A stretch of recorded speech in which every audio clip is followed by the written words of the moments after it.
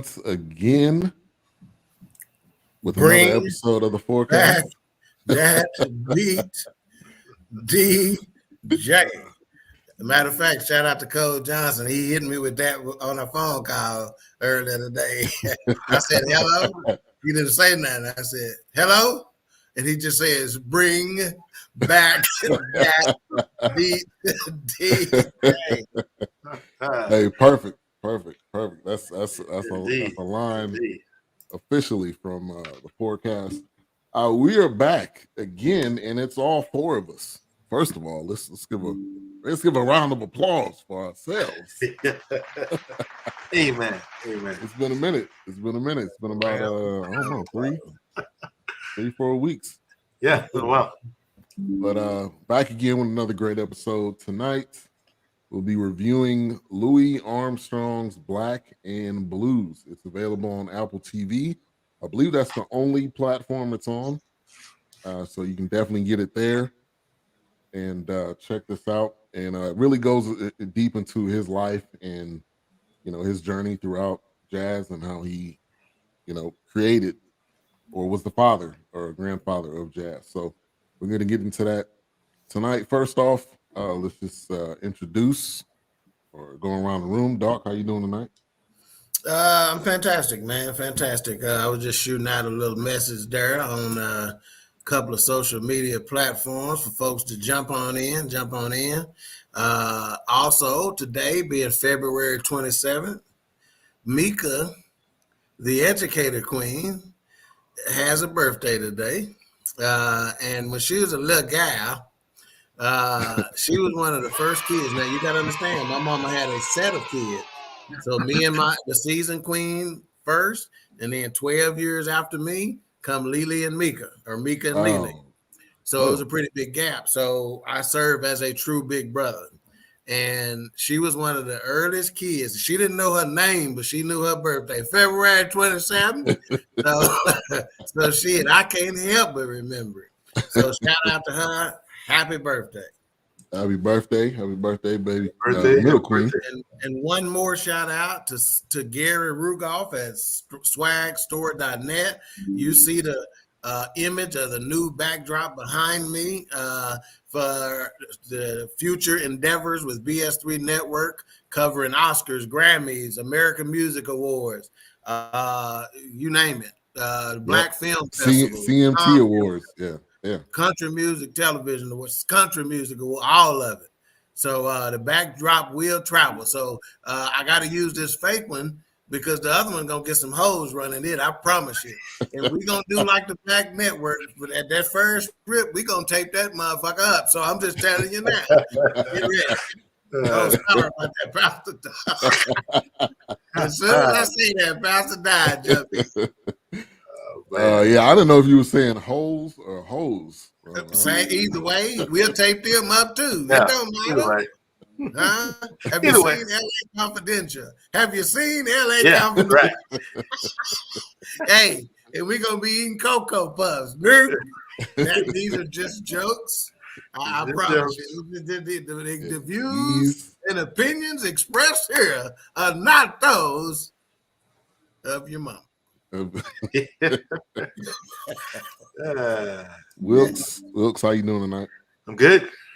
Doing good. Good. All right. Good. A-Trap, how you doing? Always good, man. Yeah, I see you in the theater again, so that's always a good thing. Sneaking in the movies, exactly. I see you. All right, so Louis Armstrong's, and they had Louis Armstrong's Black and Blues. They were really, I think, purposeful for putting Louis. I don't know why. Did you say what's up to Wilkes? Yeah. I guess his just didn't go as long as mine, so I guess I missed it. But let me ask you, we didn't ask him what's in his glass tonight. You're not doing it properly. Oh, just vodka tonight. Just vodka on the rock. Neat. No, on the rocks. On the rocks. Okay. Any particular brand that we need to try to get us a sponsorship for? I guess no. He might have ordered the shit straight out of Russia. Yeah, Hey, Wilkes got a connect for everything, man. Oh man. Not this one this time, but this is actually. I started drinking this because everybody was drinking Tito's, so I started drinking Dripping Springs. Dripping Okay, Springs, never heard of that. obviously Dripping Springs, Texas, Yeah. and they make their own gin. So I switched up, and which I have nothing against Tito's, but Dripping Springs I feel like is not out there a lot. Like you don't walk into a Saltgrass and see Dripping Springs. That's right. You That's know, right. That's right. up on the thing. So I just did a little different. Yeah, I wasn't a fan of Tito's myself, so I may have to. I'm still cutting the goose loose, baby. You know, Hey, Goose gonna always. Yeah, I'm still Goose cutting gonna the always goose be the loose. thing. Goose and Belvedere up there together. So all right, back in the hands of BS3. It sound like Martin. All right, yeah. So back again, Louis Armstrong's Black and Blues. Doc, I'm gonna go to you first. You know, you kind of give us that description of what it's about. You know what, man? I ain't even get it this morning.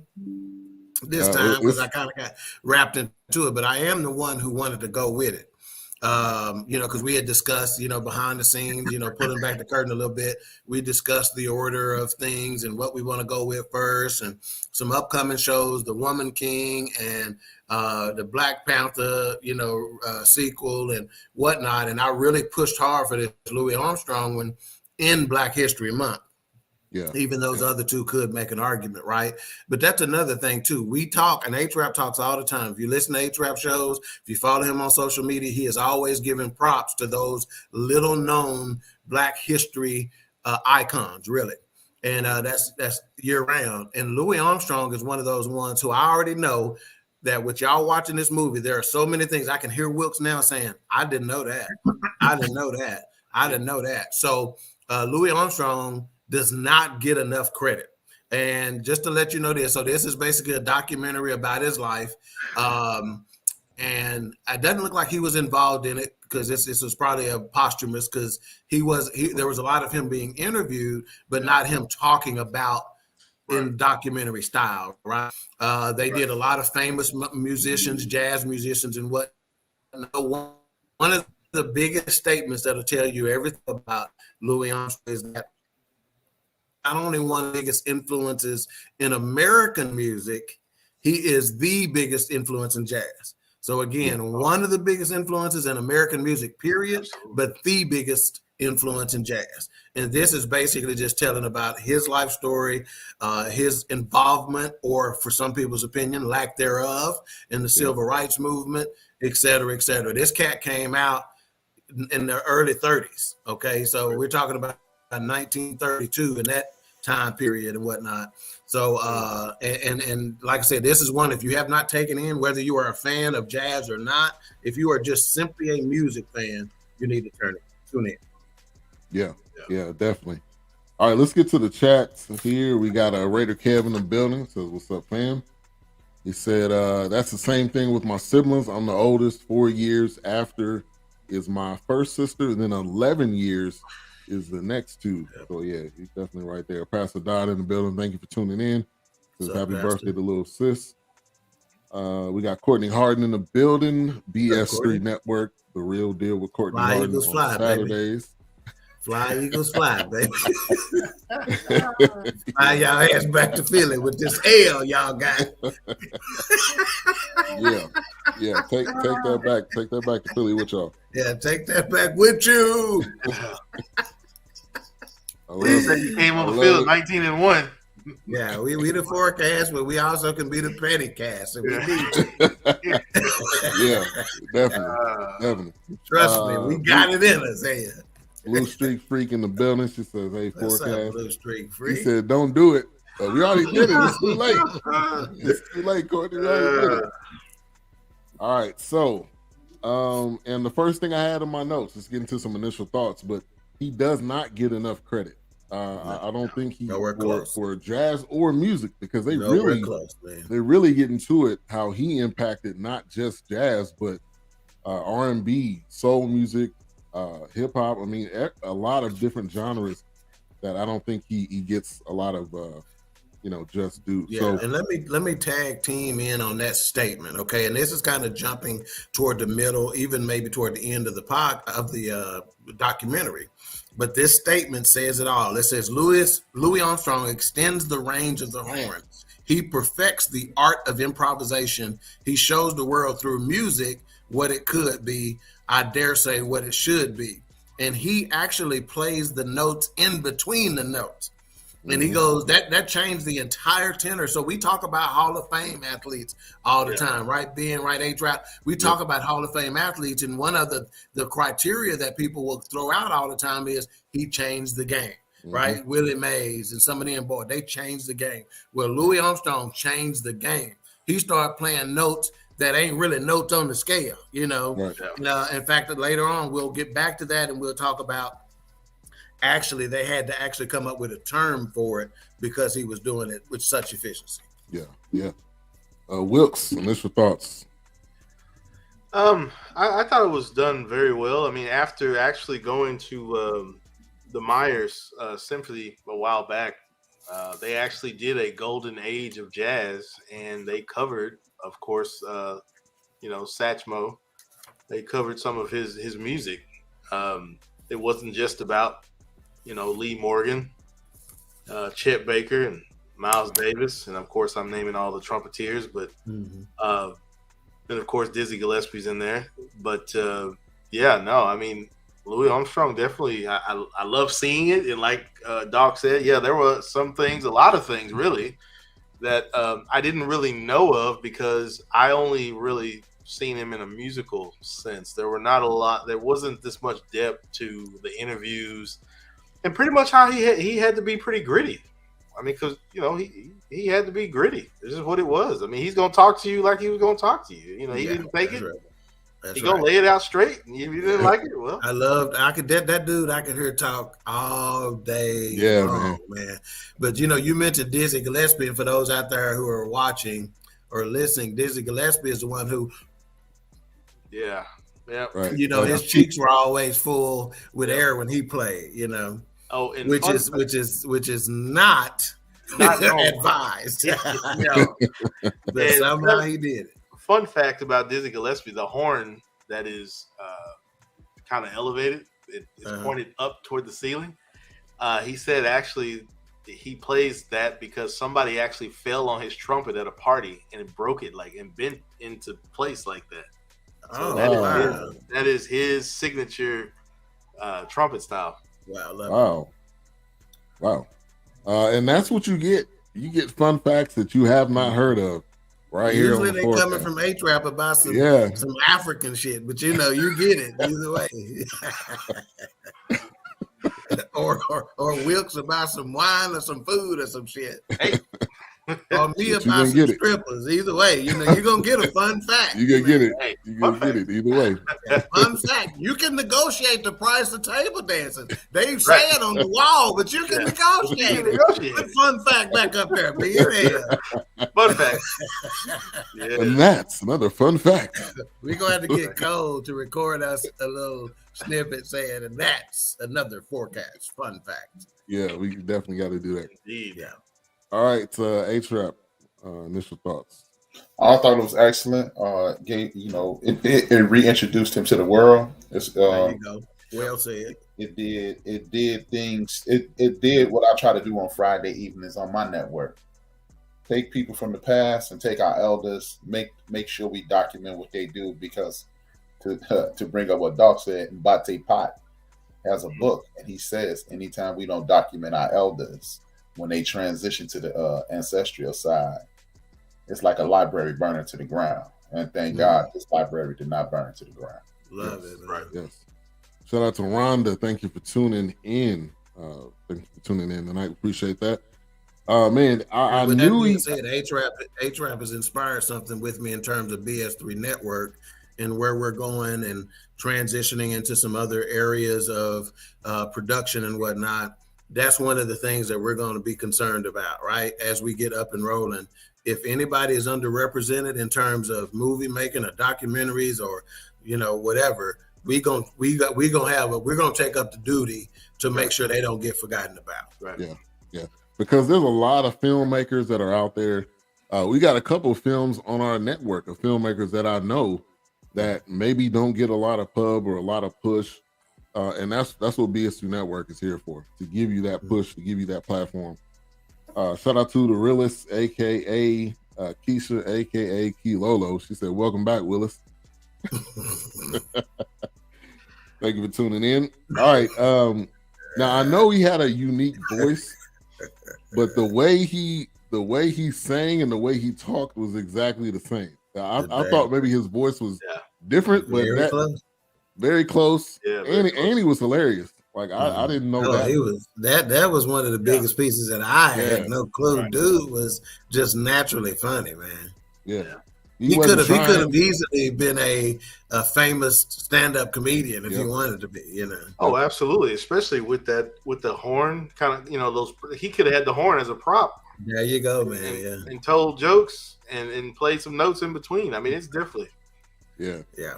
He had the entire package. You know, he was an entertainer. Thank you. He was a true entertainer. He was not just a musician. He was a true entertainer.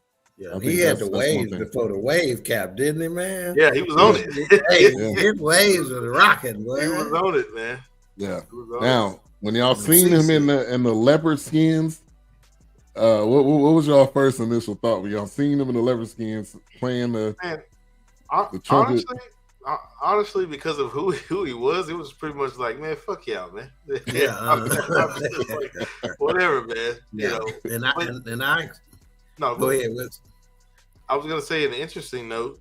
I didn't realize, you know, I never really looked into minstrel shows as much, but when they were talking about how some things were, you know, I guess taken out of the blackface because they just said, "Hey, this is blackface. This is wrong." But of course, once the Mercedes was like, "Well, you know, there's a little backstory there," but most people are like, "No, we don't care what that backstory is. This just don't look right." And for me, I kind of expect musicians and, you know, artists of that type to really just do some off the wall stuff. You know, you just kind of expect it, you know, right?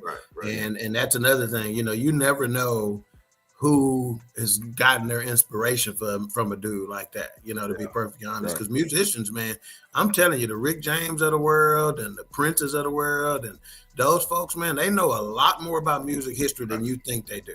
The reason why they are as good as they are is because they are music fans and they have studied and listened and studied and listened, you know.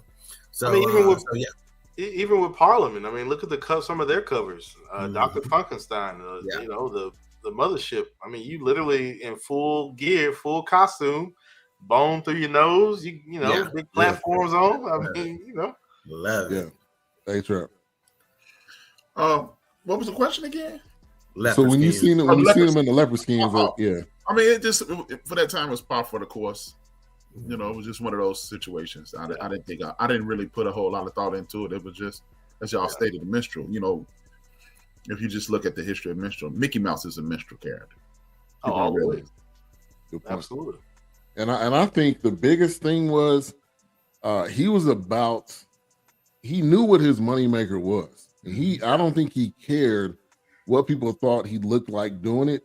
He knew that's what I do. That's when I'm gonna make my money. That's how I'm gonna make my living. I think he was about his paper more than he was about what people cared about him. Right on, Ben. I think you're right on. Yeah, and he even said, you know, to a certain degree, like if I get hit in the mouth, I can't play the trumpet anymore, and that's my moneymaker. Right. You know, the funny thing is, you never really hear people from that time judge people from that time. You know, you see Step and Fetch, Amos and Andy. You don't hear people from their age criticizing them. You always have people looking back 50 years and saying what they shouldn't have done. How the hell would you know? You wasn't there. Right. Yeah. Exactly. You wasn't living during that time, which was there was a lot of tough times. So if you had a way to make it and a way for people to come see you, and a lot of what he was saying is, I got fans all over. Like, I'm not gonna disrespect one side, right, and not disrespect the other side. Yeah, it's kind of like, I just want to piggyback on that. It's one of those things where, you know, some people out there that were saying, "What the hell they say?" I just need to make sure you know it's a difference. Makes you need to clarify, clarification, clarify that. Yeah, so it's definitely one of those. He wasn't wearing no Kotex out there. It was something else, man. Yeah, with wings. Look it up. Look it up. This fool said with wings. With wings. And if you don't like the wings, they have the lady cigars. Always. Yeah, go ahead. Yeah. But anyway, it was definitely one of those times that, kind of back to what Ben and what they were saying in the doc. It's like, hey, this is my bread. This is my meat and potatoes. This is bread and butter right here. I can't, unfortunately, most people already don't want me on the circuit anyway. Mm-hmm. They already don't want me performing and cutting records. I can't allow you to stop me from providing and doing what I do and what I enjoy. So, yeah, it's definitely one of those areas. Like you said, being born in the 30s and making his way through, and it's, hey, he had to be cutthroated sometimes. And he had to be raw and he had to be rough around the edges. Yeah. What's up, Knox? Thank you for tuning in. And Winston, I love the narrating throughout it. Nas had some narrating in here where he was basically reading his words. I feel like that was dope. And then Winston Marsalis was just real. Like he didn't respect him. But then kind of later on, he started to kind of soften up, which a lot of people's stances, which we're gonna get into this, they had a stance when they seen him from afar. When they actually met him in person, their stance changed. Yeah. And I drew a parallel to Sidney Poitier. Because if you go back to when we were doing Is That Black Enough For You? That's a good one. A lot of people did not agree with what he was doing. Right. But later on in life, and I think further along, they respected him more for his work. So I think that's what. When Marcella said, Louis didn't speak out, they accused him of Uncle Tommy. And again, and when he said that, I immediately thought of A-Trap and said, if A-Trap was around, he'd correct your ass. It ain't no Uncle Tommy anyway. Right. It's Stephen A. I mean, my fault. No, you're right. That's what they accused him of, glad handing. And what they call it, talking about, they used the term for it, and I didn't write it down, but they were like doing all that shucking and jiving and shit for white cheesing people. And grinning, I think. They didn't like that. Grinning and skinning. Yeah, black folks don't like that, that make you think that, you'll see a lot of his, a lot of his pictures is like that. But that was just his signature. But they looked at it as that's the little Bojangles dance and shit for white man. Yes, sir, Mr. Wallace. Right away, Mr. Wallace. Yeah, You're right. Oh yeah, shit like that. They didn't like that, man. Yeah, they weren't feeling that. But also, I think that what's shown in this documentary is that he was actually deep, but he was putting on a show like that. He goes back to the point. He was an entertainer, and he was in front of people. He was entertaining. If it was kids, if it was adults, whoever came to a show.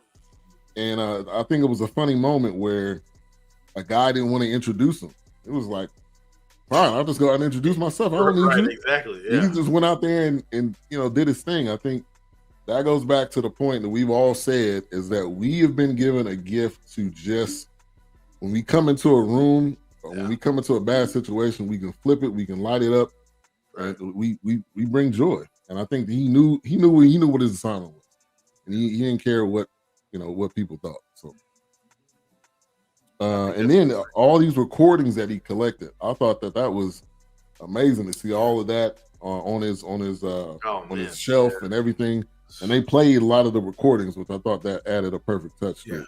Yeah, he did a fantastic job of documenting his own life. So it made this documentary much easier, which is, again, as you referred to Nas when he was reading, Nas was reading from his, for lack of better terms, his diary throughout the years. Nas was reading excerpts from that. So shout out to Satchmo, Pops, the Dipper for writing that down, man, so we can get inside of his head, Yeah. A-Trap, you wanted to touch on that? Oh no, it was wonderful that he did that, and this is exactly what I was just talking about. When you document, it's a time-held tradition that you pass down stories, and he didn't just pass them down. He didn't want any flaws to be in his stories. He wanted the actual story to be told, and more people should do that, because at that point, I like Doc just referenced Marcellus. When Marcellus, I like the way his father handled it. His father was like, he said, man, oh yeah, wasn't that smooth, man? He was, he did see that. He said, well, just go listen to him. Just go listen instead of judging.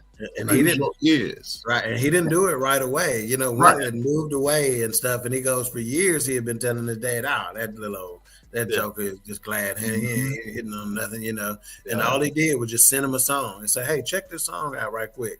Oh no, he told him to go play it. See if you can play it. He said, hey, you need to learn this for your show. Yeah, he said, go learn this one for your show. And it was so difficult for him. He goes, I couldn't do it. He goes, and that's what made him respect, his talent as a musician. Yeah. And I think, and I think a lot of times we see what the person is doing or isn't doing, and we immediately judge them.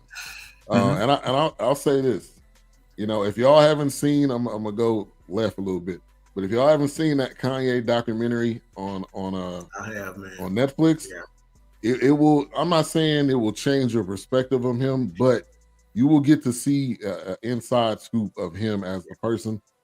Everybody got their own opinion. Yeah.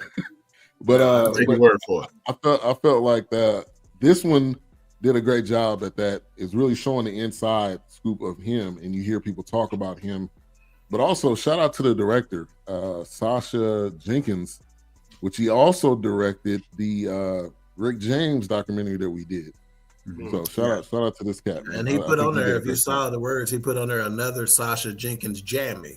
So apparently Sasha Jenkins, that just led me to believe that he must be focusing on musical type documentaries, because he called it a jammy, So he did a Wu-Tang documentary too. So he's that means he must be doing a lot of stuff with Mass Appeal. Nas is Nas. Okay, Nas is involved. Has been on them too. That's right. Because Nas did Wu-Tang, he did De La Soul, he did Rick James, he did several people. So maybe that's what the connection with Nas. That's what brings Nas into this. Yeah. Well, his father, Olu Dara. De La Soul. There's been we need to go dig into that a little bit. I'm gonna see if there's anything out there, because some recent changes and some laws and stuff like that have caused a resurgence for De La Soul here lately. So we need to go dig into them, see if there's anything on paper or on film that we can go look at. Yeah, since the passing of Dove, everybody been talking about them. Yeah, definitely. Rest in peace to him. Man, True Glory was the truth. Yeah. So man, he was a legit. I had this down. He was a legit star during that time. They said he has his own. I don't know if he said he had his own train or his own train car.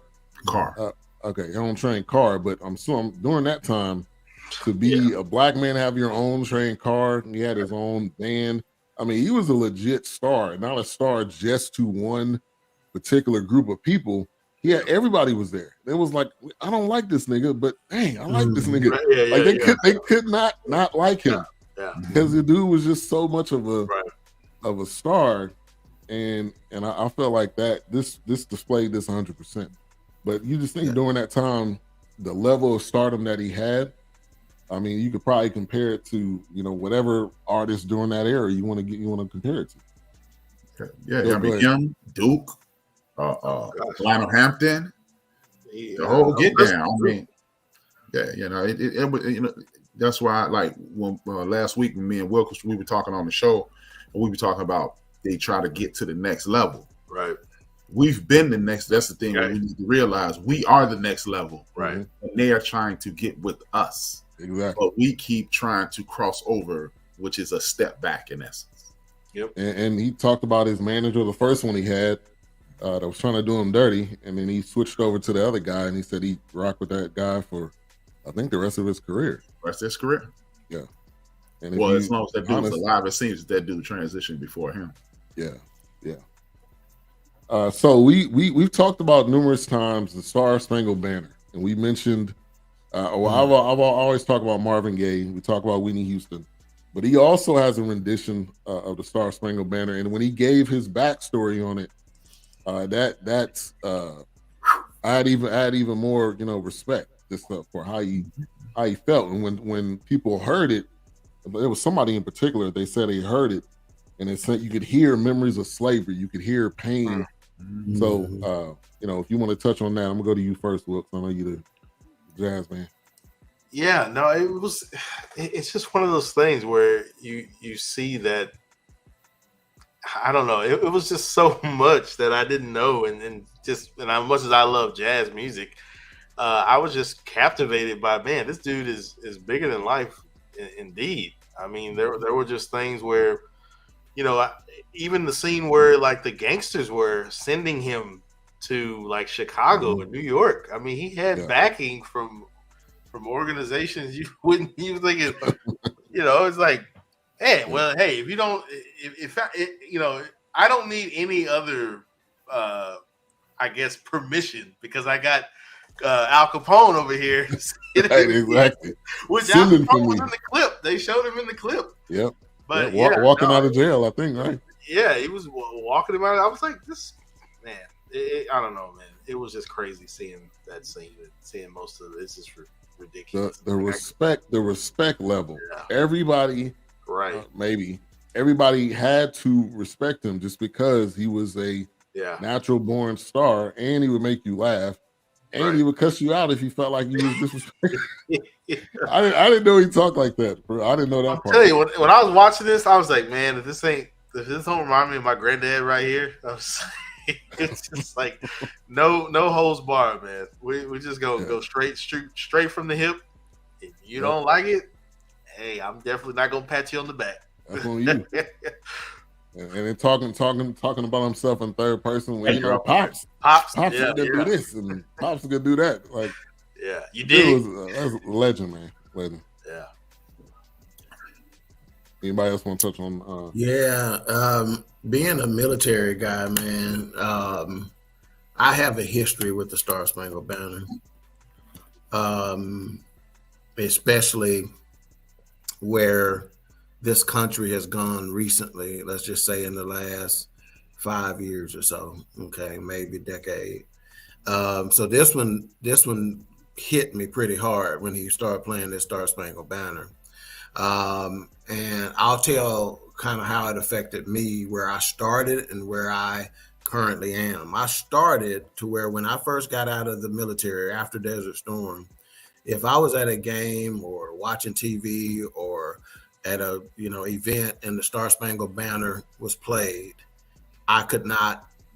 I would cry every single time. Tears would stream down my eyes because it meant something. And one of the reasons is because the drill sergeant who taught us, in basic training, you actually you're not just doing physical training. You're learning things such as map reading, obviously how to handle the gun, clean the gun properly, all that other kind of stuff. It's not just physical, but one of the classes they send you through is a class where they teach you taps and the Star Spangled Banner and all that kind of stuff, right?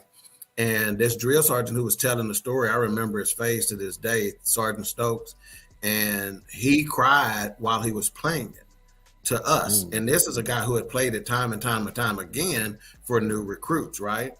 And so I shared his sentiment after my military time. But to fast forward to today, to where if I'm in an arena watching a basketball game, a football game, or a baseball game, I don't generally stand up for the national anthem intentionally. And I hope somebody says something to me, which like they did at a Maverick game once that I was with my cousin James with, and he's in the military also, but he chose to stand up. I just simply pulled out my ID card and told him, this gives me the right to sit down, stand, pull my Peter out if I want to during the national anthem. You can't say what I can do, right? So I went from there to there, okay? But when I was hearing this, and again, Dan Morgenstern is a jazz historian, and he's peppered throughout this documentary. And he talked about being seated with James Baldwin whenever Louis Armstrong played this for the first time. And he said that while listening to Louis Armstrong for the first time, James Baldwin said, this is the first time I done ever liked this fucking song, is when he played it, right? So they did good in this documentary by just simply letting it play, right? And as that took place, the fog of tears and I'm going to read to you what I wrote right while it was happening. And I'm literally typing this through tears, okay? And I said, the fog of tears began to appear because the soul of a musician or a singer illustrates and articulates what the song is supposed to mean, what it's supposed to represent, and not this bullshit we got going on. Shame on you, America. How fucking dare you? I sacrificed for you. I risked my life for you. I left my family unattended, and you dare to treat me this way? My pride is forced to be in the same company of my pain. You mistreat my brother. He's as proud as any American to pick up a gun or shoulder a rifle. You denigrate my sisters. How fucking dare you? Shame on you. And that's why you try to hide our history. Shame.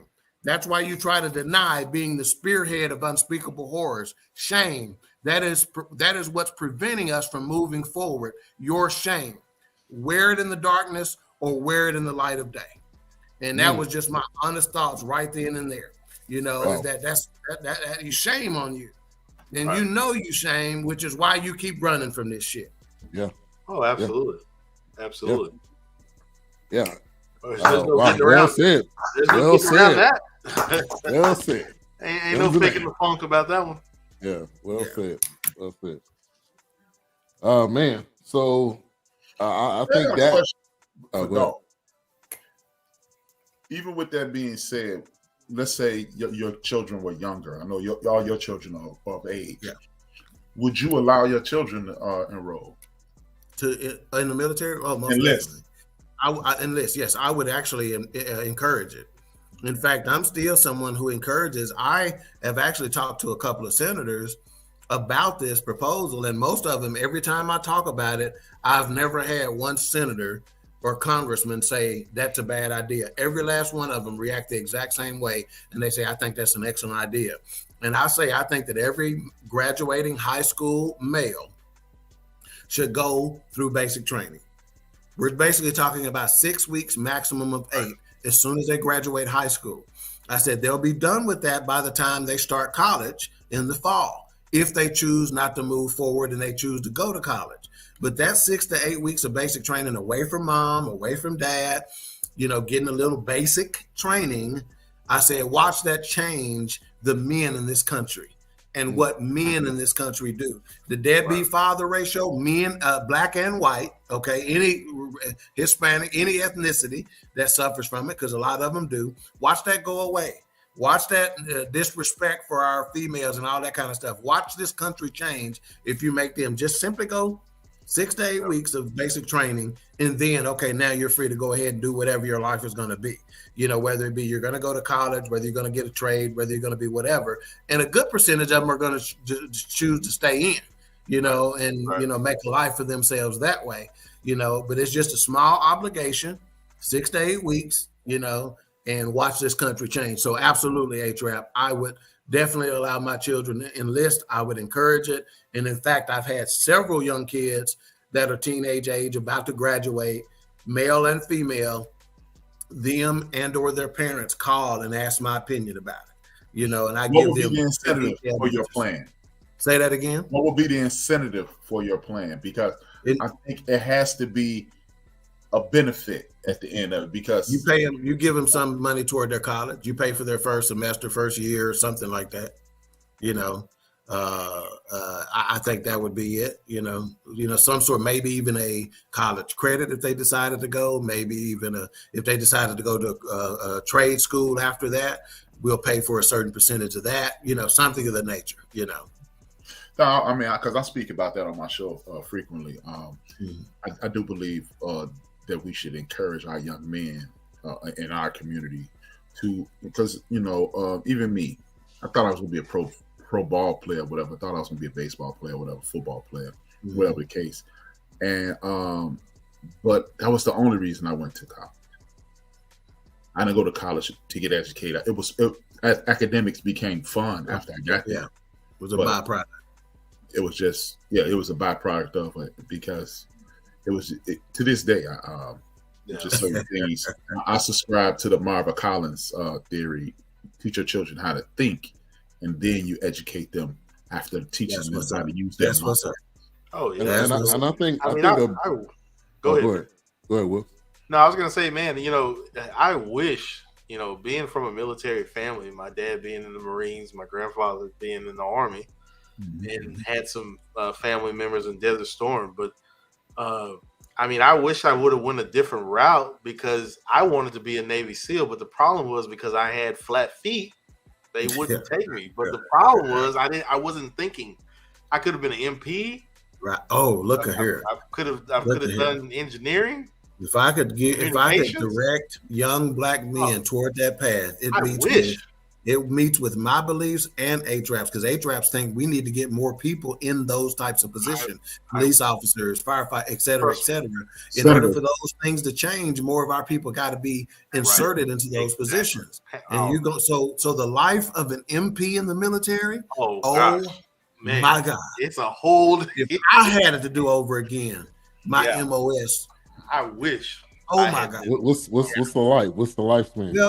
Well, number one, it's the best of both worlds, right? You not only are you a cop, you're a cop in the military, so you get those benefits with it. So you go do 20 years as an MP in the military. You're already set for life, but guess what you get to do now? I want to be a federal officer downtown Dallas and spend another 20 years. The cat that I got that I know, Lieutenant Frater. Look here, that's exactly what he did. He spent 20 years in the military and as an MP, came out with that, and he's going to get an automatic job as a federal police officer. Not even and if you can't get a federal police officer job, you can get a police officer job anywhere in the country. Not a question. You can be a CIA operative.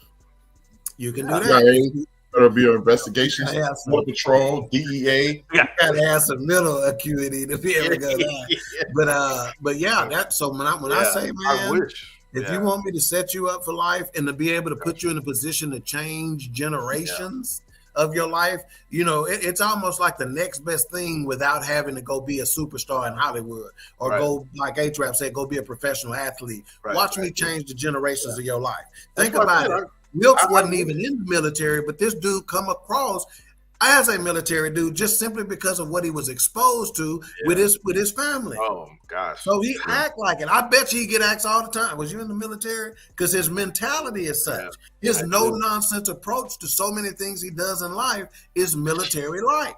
Yeah, that's all I knew. That's all. I was surrounded by it. If he didn't, they'll snatch his ass up so quick. and I think to your point, Doc, with your proposal, I think also it starts in the home and training up your child in the way you should go. Right. Yeah. Because a lot of times, I think in today's time, we say, "Oh, they'll teach them that at school. Why the school not teaching them?" It's your job to teach your kid. Yeah. Yeah. It's not the school's responsibility to teach your kid daily. Why your school send you home with that? Yeah, daily skills and being a real person. That's one thing I applaud my wife for, because my daughter was homeschooled during a period of time. And she was like, I'm teaching her to be a person, not just to learn how to read and write, to be a person in society. Yeah. And I think that goes hand in hand. I cannot stress how much I've always told my son. It's like when they're putting dirt in my face and they're lowering me in the ground, I need you to be a model citizen. I need you to have consideration.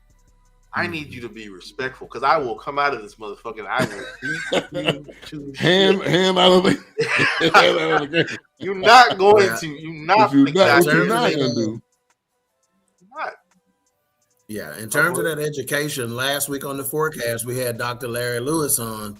Dr. Lewis served as, and if you hadn't watched that show, it was so many times that me and the Queens were just sitting there with our mouths open. Yeah, because dude was just educating us, Right. But he served as the superintendent for Lancaster ISD, Austin ISD. He had a role in Frisco ID, so some prominent ISDs throughout in Texas.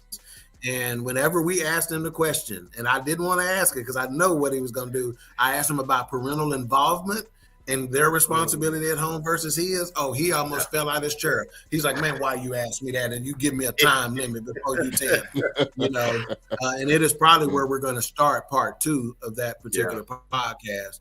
But yeah, parental involvement at home, man. Oh, it's big. This ain't no babysitter. We ain't raising your kids for you. Right. That's not what education is about. Exactly.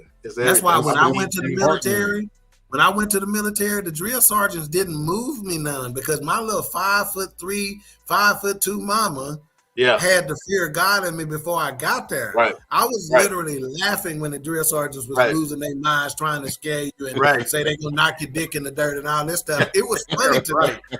And one of the sergeants told me, his name was Sergeant Ward, big black Mississippi boy. He pulled me aside. He goes, "Dog." He goes, "Man, you can't be laughing and shit when we trying to check these boys." And I'm like, "I'm sorry, man." But he knew why I was laughing because it wasn't moving me like that. And I was tight anyway. Like I served as a squad leader in basic training and a platoon, assistant platoon guide in AIT. So I was in a leadership role. I took care of my business. I was sharp. You ain't gonna catch my boots not shine. You ain't gonna catch me not shaving. You ain't gonna catch my uniform out of order. None of that. So I was comfortable laughing because you wasn't talking to me, number one. But I'm tripping out because this dude, this other 17-year-old right next to me is quaking in his boots. And my mama been telling me that shit since I was 4. So nothing that's going to scare me. Yeah, I'm gonna knock your teeth out. Do you know who my parents are? Do you know who my mom is? That don't move me. But unfortunately, that was a single mom. Right, so think about now the shortcomings that we talk about with regard to single moms, and that is you too soft on them boys. You too soft on them boys. You letting them get away with that. You're spoiling them. You're not setting them up to be men. Wilma Jean Calloway, my mama, I wish she had single mom syndrome. Boy, I didn't get away with Nathan. Right. Yeah, exactly. I still see the teeth getting slapped out of my head now. And she didn't ever slap him out, but she damn sure tried a couple of times. She tried to live up to that promise, boy. Man. Hey, I know.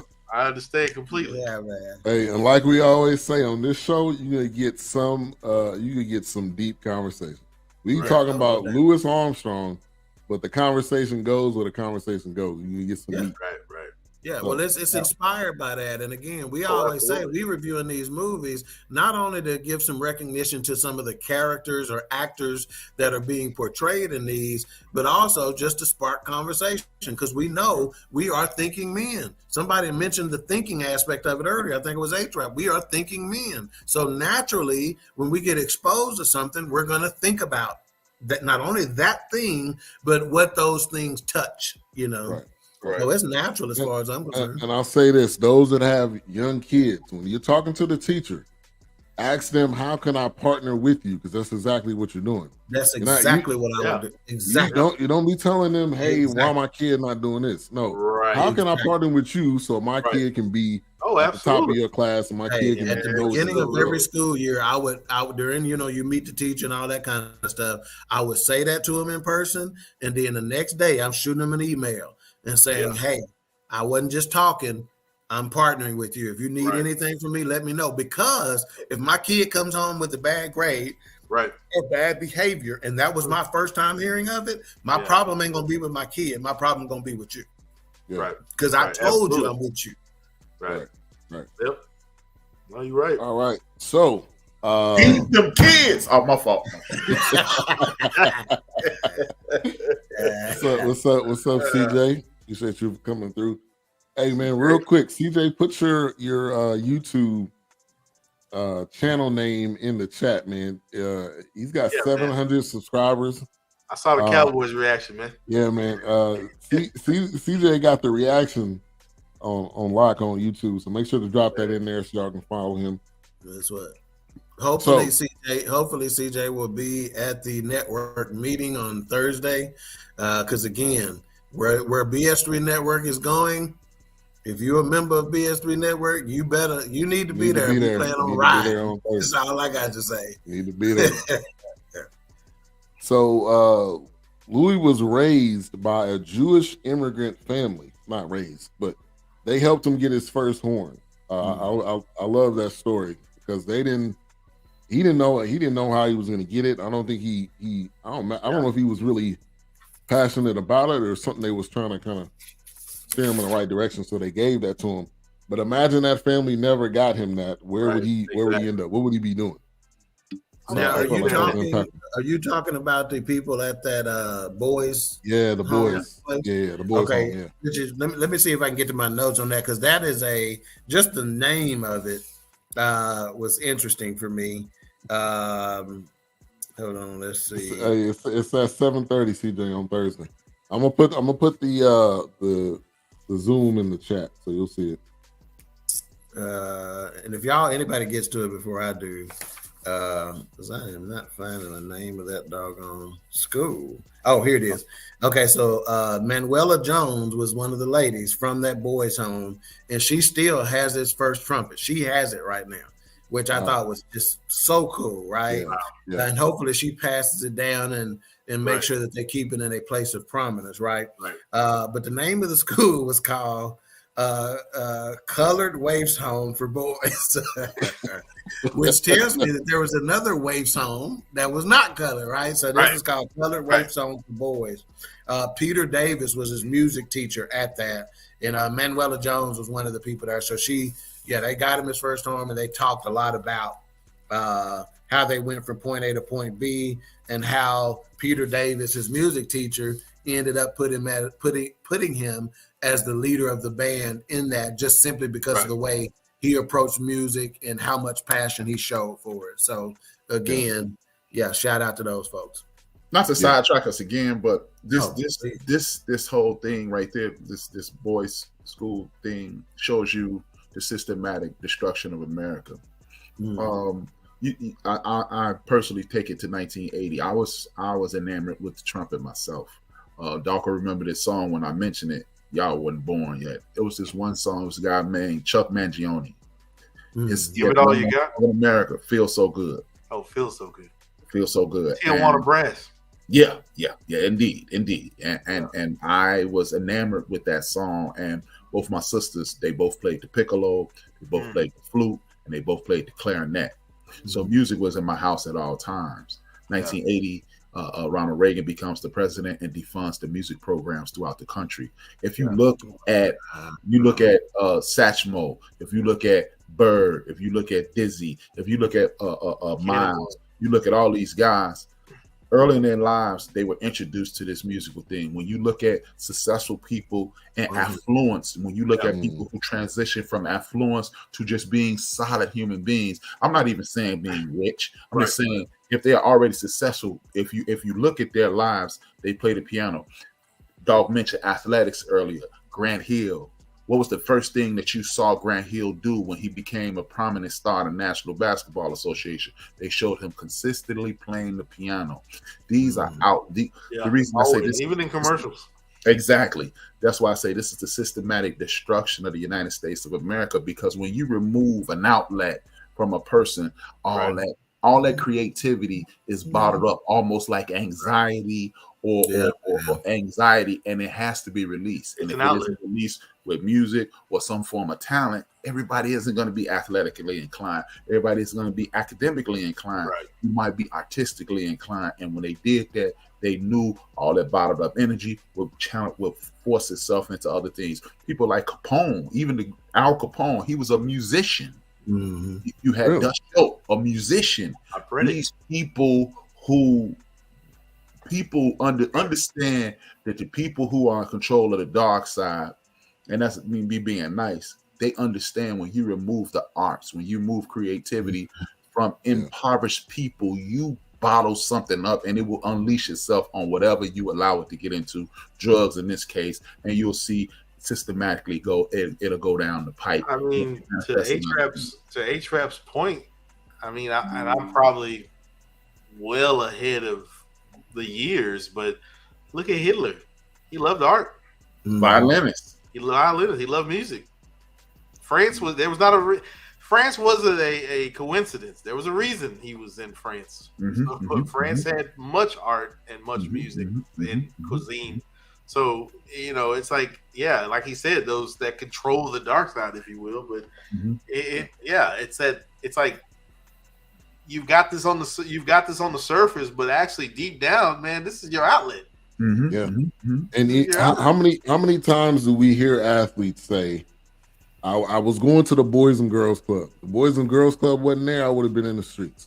Like those things are needed for, and to A-Trap's point, they're needed for kids and for people. Yeah, and let me just jump in and take back H-Rap's apology. He apologized for sidetrack. That ain't no sidetrack shit.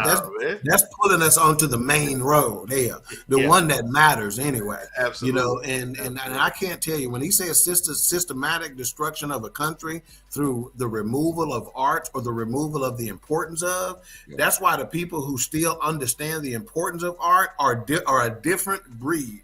Females that are single right now, if you get a joker who sends you a poem, no matter how stupid you think that poem may or may not be, you better pay attention to it. If that joker try to play you something on a guitar and he can barely play it, you better pay attention to that joker. If he try to draw you a picture, you know, to try to illustrate what he feel about you, you better pay attention to that joker. Because I'm telling you right now, the arts are underestimated and underappreciated in their importance to our society and into the development of an individual, whether it be, and again, we're talking, we mentioned this starting on music arts, but there is a language art, there is a culinary art. You understand? Like, you know, Wilkes, he is into the culinary art. You follow me? You know, so I promise you, I don't know an artist or somebody who is into arts like that and has been exposed in his life that I wouldn't rock with. And to that point, Doc's point, I've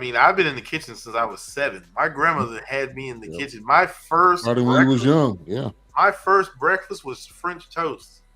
I will never forget French toast. He said his first breakfast. No, nigga, your first breakfast was a titty. Your first breakfast was titty milk. It wasn't no French milk. Well, besides that, fast forward 7 years later. Sorry, Rolanda Denise Wilkes. So anyway, French toast. Oh my gosh, my grandmother had me in the kitchen early. Think about that for a second, man. Think about little poor black kids and et cetera, and being exposed to something like that. Right. You take a joker, you take a kid to a halfway decent brunch, man, and let them see some different kind of food and watch it change their whole, you know, and then let them go try to practice cooking it at home. Here's the funny part about that. I was getting so good to the point where on Mother's Day, breakfast would already be done by the time my grandmother, my mom woke up. Father's Day, my grandfather, breakfast was already done because you've already showed me a way around the kitchen, and I loved it. Like, this is great. So I stuck with it. It was just one of those things. I oftentimes say to people when we talk about this subject is that I thank God that my mama tolerated me in the kitchen, because when she was in the kitchen, I was in the kitchen. So when she turned left, she bumped into me. When she turned right, she bumped into me. And again, I just thank the Lord that she didn't slap the fire at me and say, "Get out of my way." She didn't. She just gave me a moment to work around it, or whatever. But she knew I was interested. And now, go ahead. Let's try. No. 2 things on what Doc said. I'm gonna pull off both experiences. Wilkes and Doc's. Ironically, Wilkes, my very last memory with my grandmother who passed away is me making her breakfast at 1209 South Racine. Man, I'm telling you. And it was French toast, ironically. But the 2 points that Doc made, you take a child to a brunch. This is the genius of one Bill Cosby. What did Bill Cosby do? Take a team of these young people to brunch, and Bud was calling it Croutons. He introduced them to croutons. It's this life. You see it later on in the series. He was like, "Let me get some of those croutons." Changed his life. Yes, I remember that. Doc's mother, she sounds a lot like my mother. If Doc would have been bumping into her while she was cleaning the living room, he'd have got cussed out. If Doc would have been walking past the TV, he'd have got cussed out. But Doc was learning something, so his mother tolerated it. Boom, boom, boom. She would say, "Oh boy," but she knew he was gonna learn. So I could bump into you all day as you learn. You could be in my way. You could impede my progress because as you receive, you're receiving. Right. So I remember those Saturdays pulling a chair over to the counter and watching my grandmother make that cake. Mm-hmm. You know how many times I was waiting on that bowl and watching them ingredients? And now as a result, like I have a niece who has actually started her own bakery, basically, and it's called Mass Confections. She did it that's why it's called that, because she did it during the pandemic. Mm-hmm. And so the Christmas after she started it, I bought her a nicer mixer, one of the big KitchenAid types, than I've ever owned in my life. Man, that's my sidekick right there. You understand what I'm saying? But I bought it because I wanted to pour into what she did. Right? She started messing around with the T-shirts and stuff like that. Guess what I did? I had a little T-shirt press down at the bottom of the closet right there. Here, come get this T-shirt press. You need this to be able to do. You follow what I'm saying? So when you see a kid leaning that direct, pour into them. And some of these nonprofit organizations out there that's supposed to be for kid development and family development and stuff, get those kids once a month and take them out to a brunch or something like that. Oh, absolutely. Have somebody come in, set up some tables, and teach them etiquette. Right. How with the placement of a fork and stuff like that, and how to use it, and how to properly open a door for a young lady, and how to properly pull out a chair and help her scoot in, and teach the young lady that she's supposed to raise up a little bit as he's doing it. So she's helping him put her in. Right. She's helping him be a gentleman. When he's trying to open the car door for you, you got to know how to stand so you're not in his way from opening the car door. Take some of those Saturday mornings and do that. You follow what I'm saying? Teach these kids and watch. Absolutely. If you teach them how to properly use utensils in a high-class restaurant, guess what they're going to want to do their whole life? Right. Try to get to a high-class restaurant. Yeah, absolutely. How are you going to try to get there? By how your grades are, how your whatever. Right. So after I took classes like that, and I was just taking my kids to them, but as an adult, I was watching. Oh, yeah. The next time I went to Chili's, and I want to see the way I position my fork. Eat like this no more. Right. Baby back. I want to see if they can read them. And the first time I went to a high-class steakhouse with a date, and I'm like, watch this. And I'm like, we ain't going to say nothing. This is what I'm going to try to say with the positioning of this. And then I just positioned my stuff, and they was automatically doing what needed to be done. How do you tell them you don't want? Because a coffee glass in a nice restaurant, a coffee mug is going to be sitting there upside down. How do you communicate? I'm not going to be wanting any tonight, so they'll remove that out of your way. Exactly. How do you, you know what I'm saying? That kind of stuff. Yeah, how do you? Because the theory is I'm talking to my dinner guest. I don't want to be interrupted by having to tell you what's going on, so I need to communicate that with the placement of utensils and all that other stuff, so you can know what to do to properly serve me without interrupting. And to CJ's point, his comment there, the funny thing is, breakfast was one of my strongest, not a genre, but it was one of my strongest things, because that's what my grandmother started me in first. Yeah, that's what's up. It started from there. So making breakfast, I love it because it reconnects me to my grandmother when I was growing up. So it's that breakfast has always had a sentimental connection. And think about how much food has come back to tie things together for us. And there's so many movies and documentaries and stuff like that. The importance of it and how it can connect, man. See that one of them books he put in my show. He said, facts, dog. No lie. The niggas I was hanging around made it seem like brunch was gay. Okay, but let's stop right there. That's okay. Stop right there. And A-Trap will be able to tell you the same thing. There's a reason why they was trying to make it seem like brunch was gay. It's the same, them the same kids who used to pick on people because they was making good grades in school. Yep. Exactly. You understand what I'm saying? It was a fear factor, and they didn't have the confidence to think, I can't afford that, so I need to denigrate that. I need to downplay that. I'm not smart enough to make these grades, so I need to make him seem sweet and gay and stupid for trying to do it. Right. So hey, that's exactly what same thing. Well, like he not sagging his pants. So we need to try to review the Salmonier if it's still on Netflix. I don't know if it's still on Netflix. It should be. What was it called again? Salmonier. Oh, Salmonier. Okay. Yeah, and they're gonna be coming out with it's old and fruity drinks all the time at place. But for the record, CJ, if I catch you at brunch, you are gay. No, I'm just playing.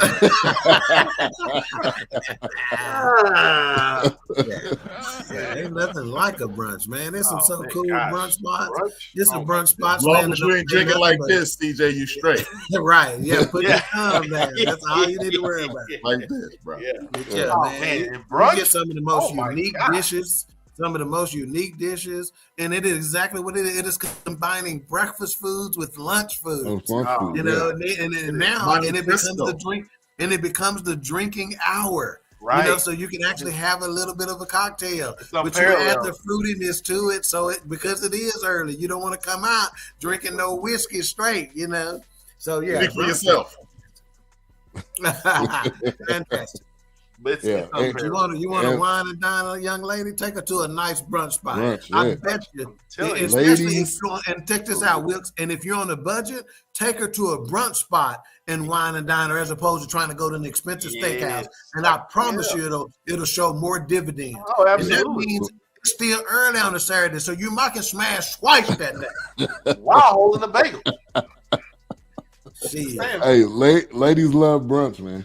Brunch and some mimosas. Hey, when you get married, let her go to brunch with her girls, because when she comes to the house, she coming to dad. Oh, she greasy. Hey, shout out to Information Man. Thank you for tuning in. Make sure to subscribe to this channel every Sunday at 4 on BSC. You think they advertising them brunch spots on the radio just cause? Really? But that is. Right. Exactly. You can catch me at a brunch A-Trap now by 1 p.m. That's what it is. And then you go to the gym. If you really balling, let her get an entree for her and let her get one to take to the house with y'all. Man. Okay. What it is. Wear a lot of baby oil.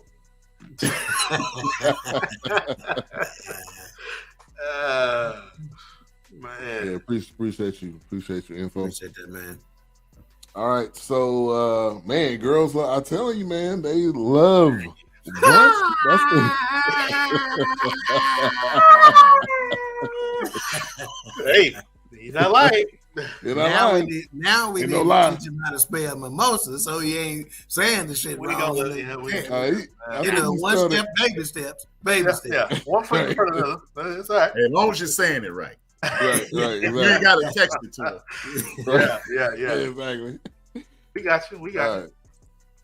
Man, so we kind of talking about the ladies. Louis was married 4 times. Yes. But it was an interesting conversation with when we talk about, having a good woman behind you. Little Harden, I loved her point in this, her little spot where she was talking about you can't be second chopping with me.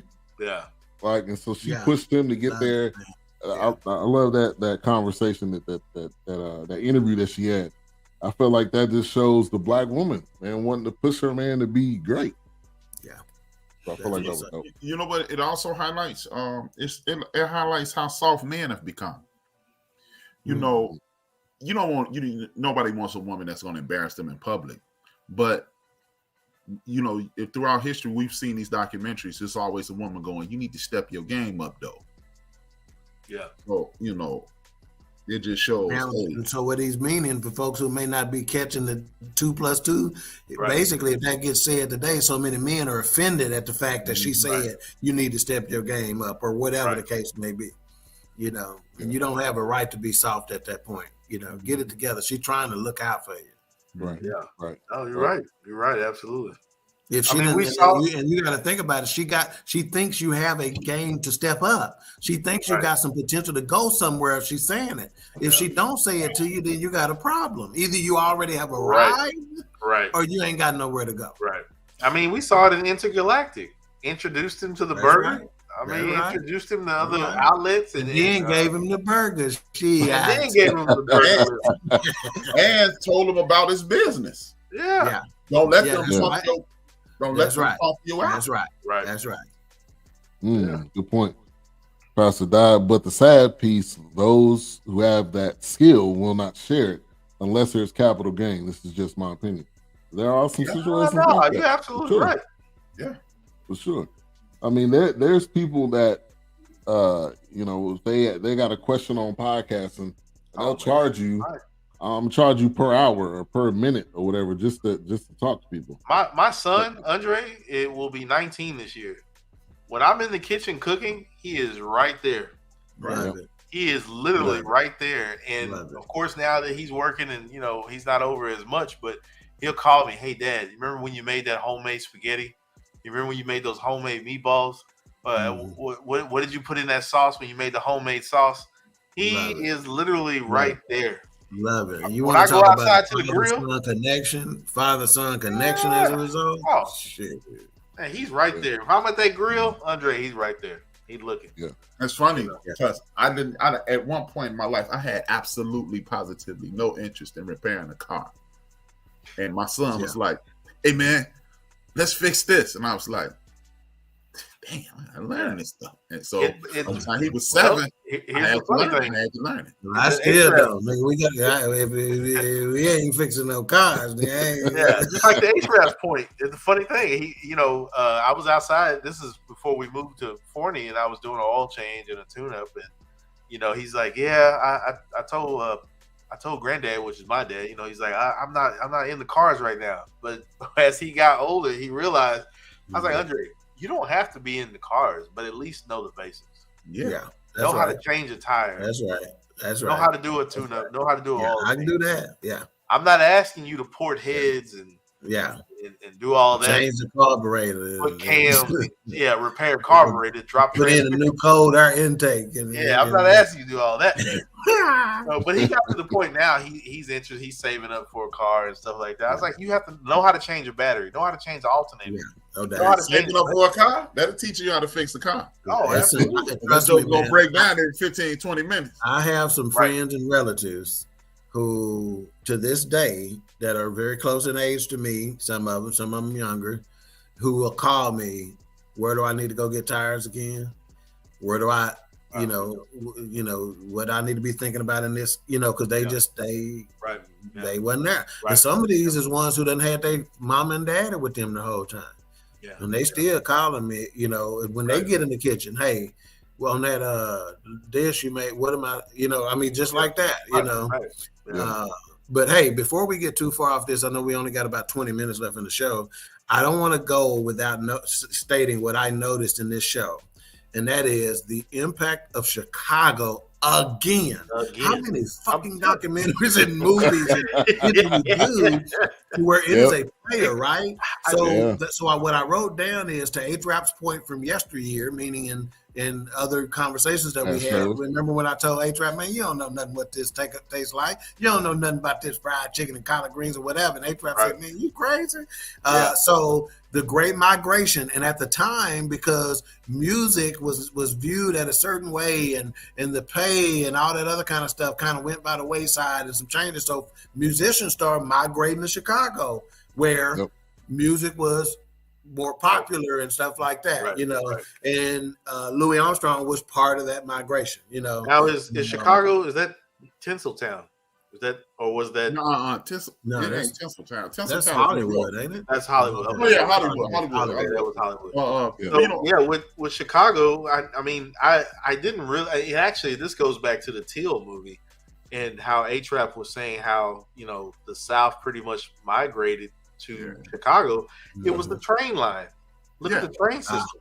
Chicago was a gigantic stockyard.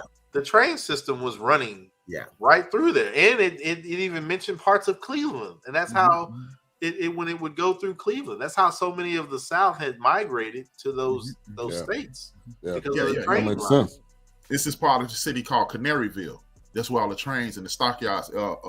Even when I was younger, if you go in that area at the wrong time, it was funky as a goat, Jack. Yeah.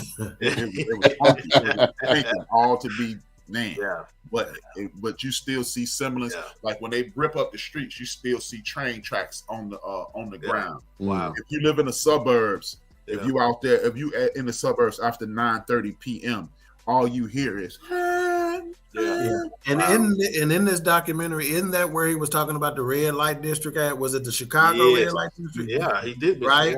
Yeah. So it's like, think about it for a second. If it was a red light district, that means that's the part of town where it was legal, prostitution and whatever. Right. The cops ain't gonna bother you. You know, and one of the interesting facts that they were trying to bring out in this documentary is that the white hoes was getting $5 for their services. The black female was getting, Did you notice that? Was getting 50 cents. The prostitutes were white. The hoes were black. That's right. That's right. You see that? That's right. But I'm telling you, like, I didn't peep that. I was send like, me to what the was red that? light district. Shit, I'm gonna spend 50 cents 10 times instead of $5. I'm saying about fun facts from Africa. I can go a fun fact from Dick Gregory. That's where the name hunky come from. White man They pulling up to black prostitutes, hunking their home. That's right. I've Wow, heard that. that's where that come from? I've heard that before. Wow. I've heard that Dick before. Gregory told me that. Who's on that Dick Gregory? He taught me. Yeah. Yeah. And since we're on fun facts, they even in this documentary we put this under the category of I did not know that jazz music was born in Africa. It was. You don't think of that. You know, We say New It makes Orleans. sense to you, right? It's so refined that we've been tricked to think that refined things can't come out of Africa. Exactly. Facts. You understand? That's what I'm where saying? everything comes from, people. This is why I got so passionate during this documentary, man. Because think about this for a second. Jazz music is so refined yet so chaotic. It's not even funny. There's not another style of music that is refined and chaotic as this. And to that point, it has its own scale because of Louis Armstrong singing those in between notes and reaching those in between notes. They had to come up with an entirely different scale called the jazz scale to be able to figure out those notes and be able to map and document those notes that this joker is hitting that ain't supposed to be there. And at the peak, they were saying his notes were so high. No, nobody was reaching them. Yeah, matter of fact, they even called it a term, the quarter tone. So remember, we talked about a Hall of Famer changed the game. Yeah. This joker got the jazz scale. He got a tone called a quarter tone because it's in between this one and it's just a piece of this note. It's not an E sharp, it's a piece of it. It's not a G flat, it's a piece of it. Right. And here's another fun fact. Jazz is just another slang term for having sex. Yep. It is related to, it is the emote of having sex. That's why I call her Jazzy. Ooh, she jazzy. That means sexy. You know what? What's funny about this? You talk about those quarter notes. The only other person to duplicate that is the Train. Oh, one and only. Train is the only person to ever duplicate that. One and only. Wow. And he didn't even do it on the trumpet. He did it on the sax. Right. A tenor at that. A tenor sax. A tenor sax. They say Louis Armstrong was playing music for which there was no accounting for. They can't tell this music they professionals. Can't tell. And they teach music and they write music and they I can't account for what he's doing. Yeah. And they said the notes that he would try. They say if some people start coming to the show every night just to see if he missed this note. Right. There's no way you can hit this note consistently. And, I have to say, so I mean, I didn't catch this in, my years of reading about jazz and listening to it and playing the soprano sax for a while, but so did he start ad-libbing with I think they said that at the beginning. They were saying scat. So scat was invented by Louis Armstrong, and because he was singing the song and he didn't really know the words. He started ad-libbing. Right. So Al Jarreau, Louis Armstrong. Al You understand what I'm saying? Oh, Al Jarreau. Al Jarreau is the second coming, or less Ella Fitzgerald, but Al Jarreau. Again, Hall of Famers changed the game. And we done named Forever. 3 or 4 changes already. Right. He's changed the way people sing.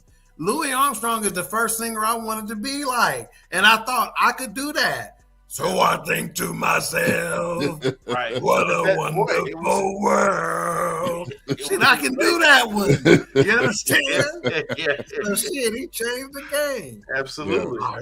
That's his trademark. Yeah. That song was in my head all day today. Oh, absolutely. It was, you know what, honestly, that song was pretty much a crowning moment. Yeah, that song right there. And I'm telling you right now, Ben, we will end with that song. I got it loaded. So we ended with that song.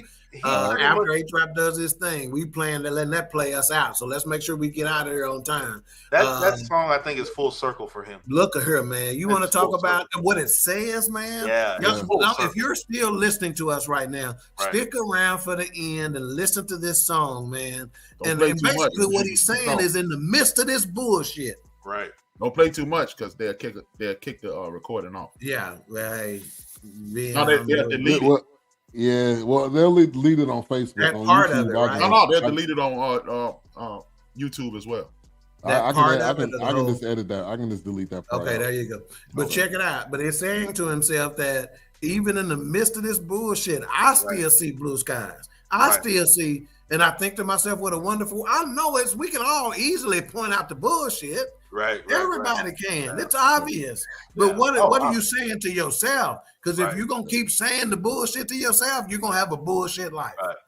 And they pointed it out how the neighborhood he lived in. I think it was in Brooklyn or Harlem. It was that part of Harlem, Corona, Queens. Yeah. Yeah. Speaking of H.R.'s point earlier about soft men, a man that lacked confidence, a man who is not secure in his manhood, wouldn't have let his wife. He'd have beat her ass if she went and bought a house without him. Really. Even though with her own money. I thought she was gonna say, and he slapped the hell out of me. But he didn't. And she goes, he loved the house and he didn't want to leave it. You know, so that's just, you know, and plus she said she had her own money. He told her no, et cetera, but she knew it was the best for him. So I went on and bought it and started making payments on it and stuff. You know, so hey, baby, don't get mad at me, but I don't buy a house. You bought a house, come see it. And that was shoot. How we been paying for it? Oh, I had my money, I saved it up, which told you that he was paying the other bills before then. And she goes, so now you know about the house, you can take over these payments. You go and take the payments now. You know. Cool. And the way they were talking about him when he passed, it was like he was just a guy in the neighborhood. He would hang out with the kids. He would be giving, generous. I mean, that goes to the wonderful world part, I think, too, to that song. Exactly. Yeah, no, I think that song is full circle of his life right there. I mean, I think it's the so he released that at the end of his life. Yeah, I would say it was fourth quarter. Died in 71. It was in the fourth quarter of his life. Yeah, it was toward the end there. I feel like, I think that song that is like a bookmark for him. I think. But you know what? I think I was just looking at his life. You know how he felt about America. Because remember they asked him about the flag. He said, "I ain't got no flag unless it's the black flag." So I look at that "Wonderful World" song as a saying, don't look at America as the entire existence of the situation. There's more outside. It's a wonderful world because he was welcomed in England. He was welcomed in the UK. He was welcomed in Australia. He was welcomed on the continent. He was welcomed in South America, Central, all over the world. Yeah, we getting beat down here, but it's a wonderful place to be. The world is absolutely. And he made it. He made it wonderful for people. He made his music made it wonderful for people. That's it. You know, he said, I see trees of green, red roses too. I see them bloom for me and you. And I think to myself, what a wonderful world. I see skies of blue and clouds of white, the bright, blessed day and the dark, sacred night. And I think to myself, what a wonderful world. It's some good shit and some bad shit out here. Yeah. But hey, if we really taking a look at it just right now, we got, hey, every last one of us got some kind of problem. I promise you we do. I promise you that we got an issue. Shoot, look, if I told you half the issues I had, you'd be like, God, dog, man, I had no idea. But at the end of the day, I am way too blessed to be stressed, man. Right. Yeah.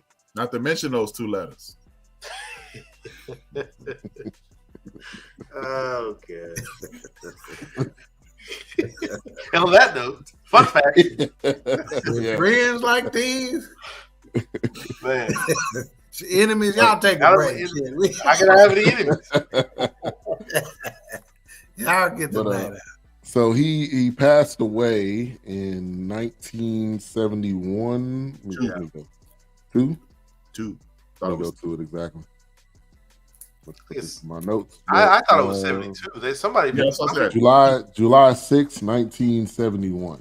Okay, yeah, I was gonna say some people say 71, but I thought 72. Yeah, I thought it was 72. And the way his wife talked about it, he was getting ready to go back on tour.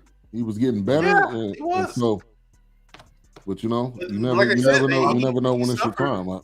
And they even mentioned that he suffered from heart. Yeah, they said he had a bad heart. Yeah. But he definitely, and there was like, look, he lived every minute. Like he wasn't slowing down. Though. He was on that weed, man. Iggy. Well, yeah. Went to jail for that. Yeah, he said, I don't want to permit to carry a gun. I want to permit to carry that good shit. And we'll leave you on this.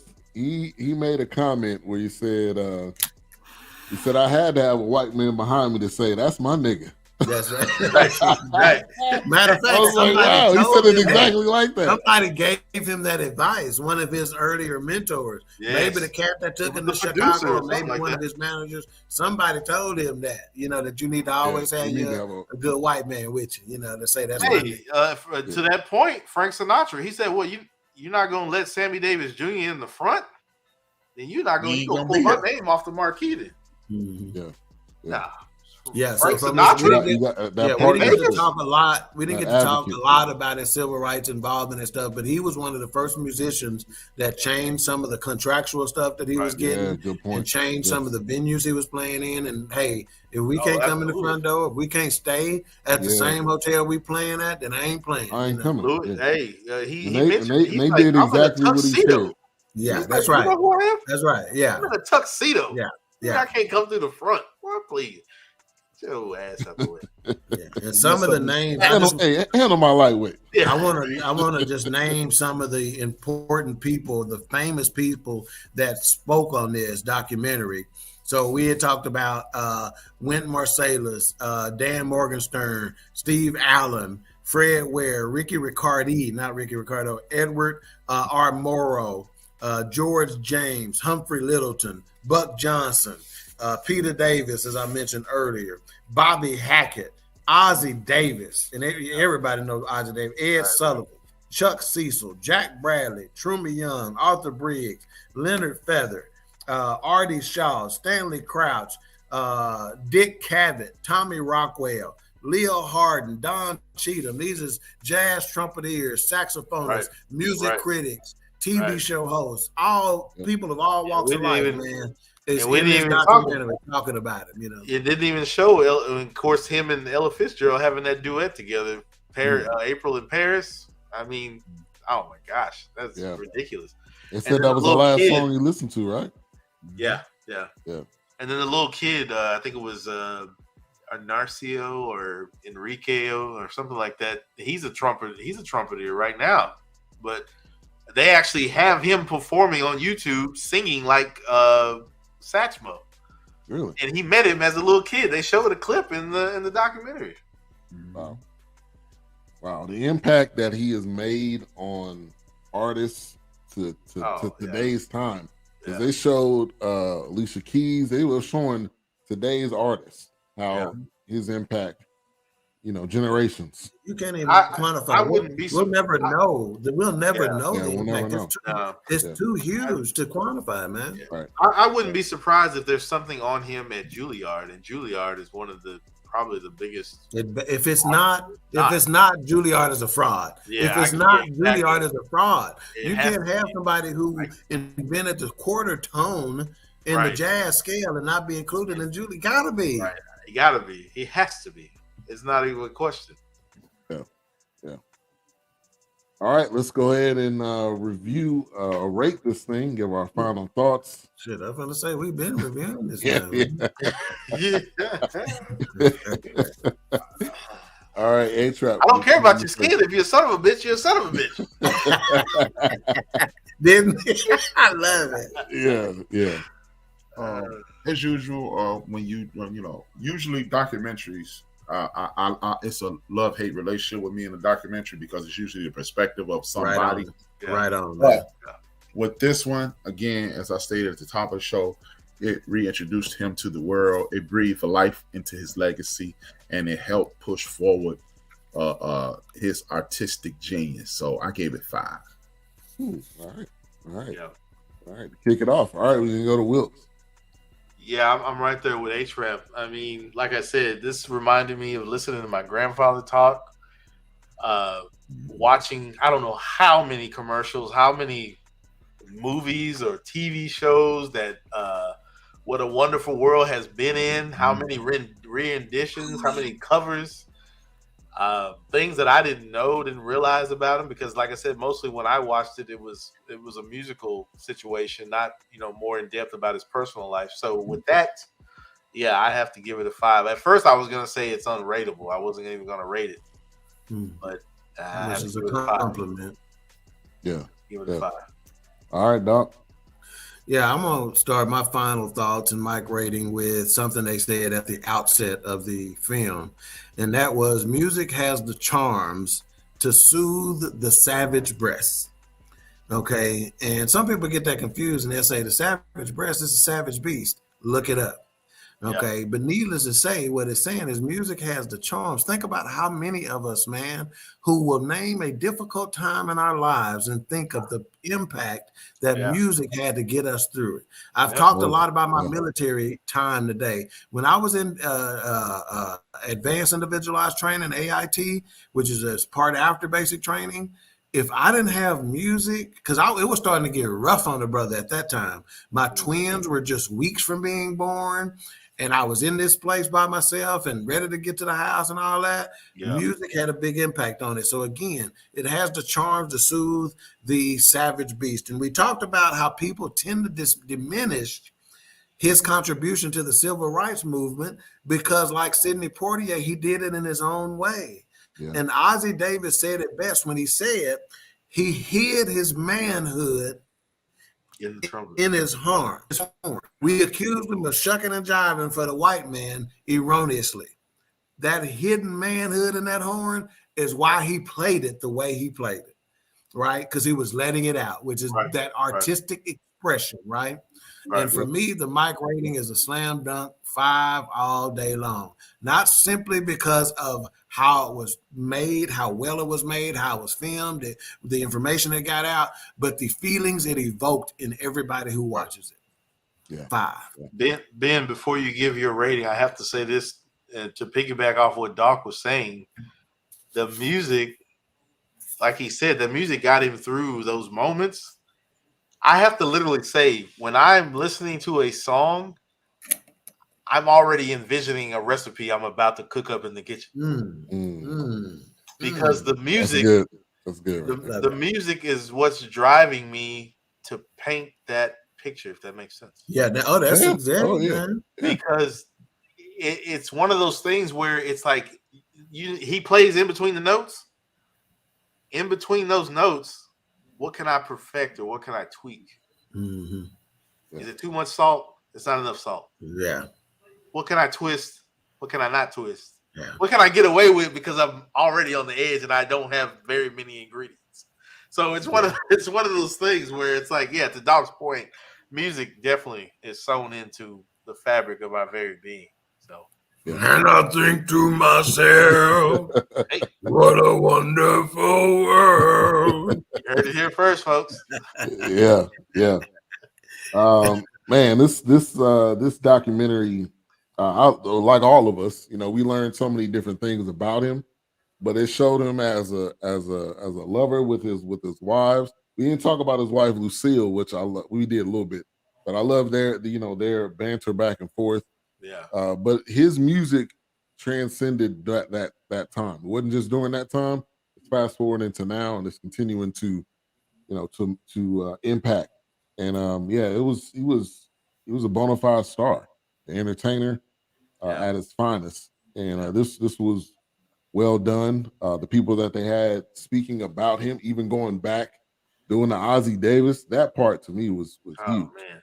Yeah. Because went to Marcellus, really going back and saying, even though this is what I thought, my perspective has changed, which just shows us as people, we shouldn't be the same person from 25 to 50. We should evolve. We should learn and change. So, yeah, I'm gonna give it a 5. And we got a 5 across the board. So love it. That may only been the second time that's ever happened. I think maybe third. Yeah, it's been a minute. House wins. Yeah. All right. So before we get to the closeout, coming up next week will be the 2-year anniversary show. Wow. Yeah. Don't seem like that long. Man. No. Oh, we just got started every time. Yeah, I know, man. 2-year anniversary show. Yeah. We could talk about some of our favorite shows, and we'll talk talk behind the scenes how we want to I'm do it. gonna work up a couple of questions, and maybe y'all do the same thing. Each person come up with 2 or 3 questions for the group. Okay. And that way, even though we've been doing this for 2 years, there may be some aspects of our lives or our personalities or whatever that may inspire the others or may intrigue the others or, just whatever. Or maybe we can say one serious question and one silly question, Right. or something like that, just to kind of give us something to chop it up on, Yeah. And then we'll give our favorite film out of each genre. So, we got documentary, we got series. With I don't know, we hadn't done that many series this second year, but I will put that in the group. We'll have at least 3. You got your documentaries, you got your throwback. We can put that as a category, and then maybe just current movie. We can just do 3 categories. That's perfect. All right, so go ahead and get ready to close it out. What's coming up tomorrow on End of the Bench? I really haven't titled it, but you know what I did title it is the fight has already started, and you have people that lay out certain things as people look at them as broad and ambiguous statements, but these statements will be curtailed and used as weaponized against you. And Marjorie Taylor Greene is the drum major in regards to that, and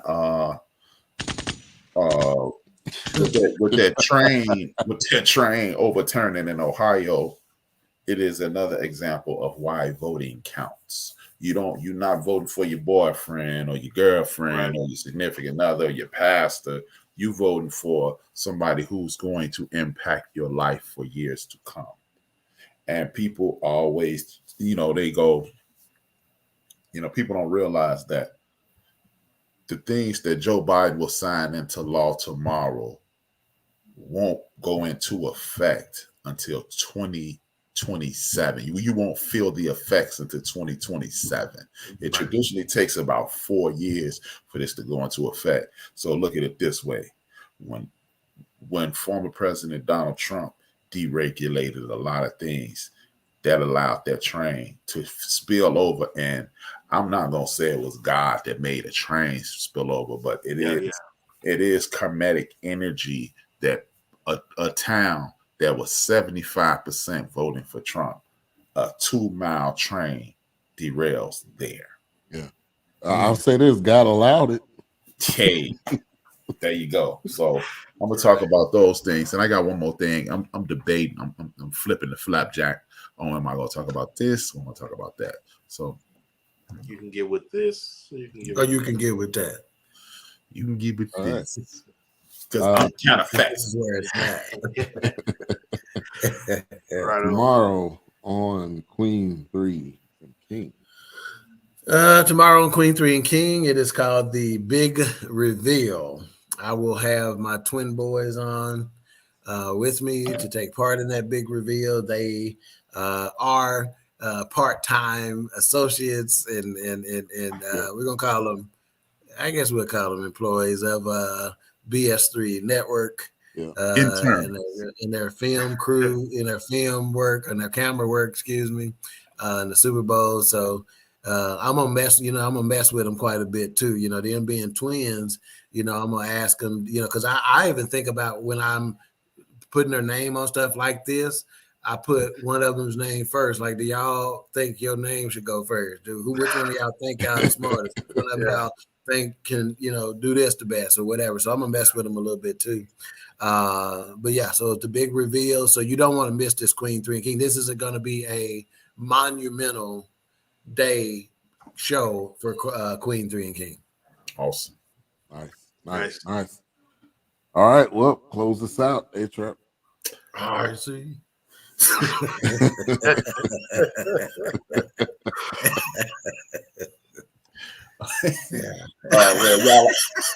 Caught him off guard.